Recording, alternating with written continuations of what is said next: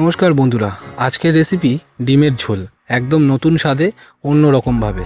সাধারণত আমরা ডিমের ঝোল ডিম সেদ্ধ করে আর কিছুটা ভেজে আমরা ডিমের কারি বা ডিমের ঝোল খাই, কিন্তু আজকে আমরা এই ডিমের কারি বা ডিমের ঝোল সম্পূর্ণ অন্য রকমভাবে বানাবো। প্রথমে আমি একটা ডিম নিয়ে নিয়েছি আর গরম তেলে কড়াইতে ভালোভাবে ঠিক এই রকমভাবে ভেজে নিয়েছি।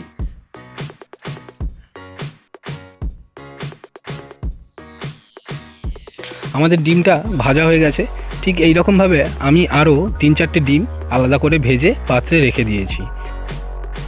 এরপর কড়াইতে আমরা কাঁচা লঙ্কা, পেঁয়াজ আর তার সাথে রসুন বাটা আলাদা করে আমি নিয়ে নিয়েছি আর এইভাবে নাড়ি চাড়িয়ে আমরা কষে নেব।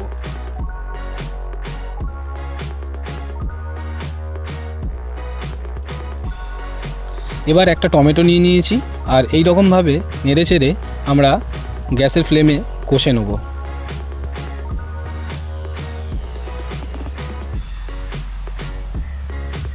তার সাথে স্বাদ মতো অল্প 1 চামচ নুন দিয়ে দেবো।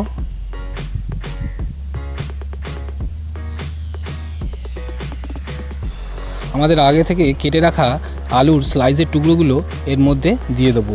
আপনারা দেখতে পাবেন যেমন নর্মালি আলু আর ডিমের তরকারি যেরকম হয় তাতে সেইভাবে আমরা কাটিনি, আমরা আলু স্লাইস করে কেটেছি। এবার কাশ্মীরি গুঁড়ো লঙ্কা আর তার সাথে অল্প পরিমাণ হলুদ আমরা আমাদের কষাতে নিয়ে নেব।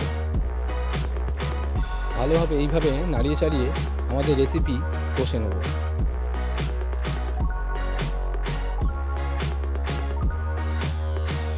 আলুর রং বেশ সোনালি রং ছেড়ে দিয়েছে। মোটামুটি আমাদের কষা রেডি। যেহেতু আমরা ডিমের ঝোল করব আজকে, তাই আমরা পরিমাণ মতো ঝোল নিয়ে নেব এর মধ্যে। এরপর ভালোভাবে নাড়িয়ে চাড়িয়ে আমরা আমাদের রেসিপি ভালোভাবে সিদ্ধ করে নেব। এরপর আগে থেকে ভেজে রাখা আমাদের ডিম ভাজা আমাদের এই রেসিপিতে দিয়ে দেবো। আর অল্প পরিমাণ ধনেপাতা আমি দিয়েছি, এতে তরকারির স্বাদ আরও সুন্দর হয়ে যায়। আপনাদের এই রেসিপি আজকে কেমন লাগলো অবশ্যই আমাদের ভিডিওর কমেন্ট বক্সে জানাবেন আর আমাদের সাথে থাকবেন।